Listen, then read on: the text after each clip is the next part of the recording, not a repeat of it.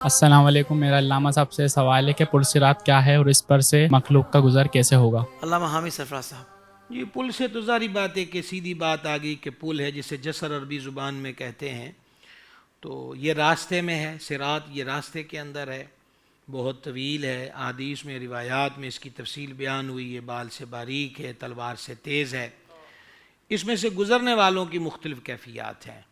مومنین جو ہیں وہ ایسا بھی ہوگا کہ جس طرح بجلی کی کوند ہوتی ہے ایسے گزر جائیں گے. اس کے دائیں بائیں آنکڑے لگے ہوئے ہیں جو بندوں کو، گناہ گاروں کو یا کفار کو پکڑ پکڑ کر کاٹ کر دوزخ کے اندر گرائیں گے. یہ بھی روایات میں کہ جبریل امین علیہ السلام اس امت کے لیے اپنا پل پر بچھانے کو تیار ہیں.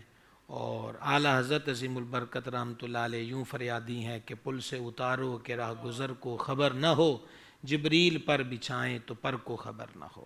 اللہ اکبر کبیرہ. سوشل میڈیا پر اسلام کی صحیح تعلیمات جاننے کے لیے ابھی حافظ سائر قادری کا نیا YouTube channel Islamic digital studio subscribe کر لیں، اور ہاں، نوٹیفیکیشن بیل آئیکن کو بھی پریس کر لیں تاکہ ہماری نئی ویڈیوز آپ تک بر وقت پہنچ سکے.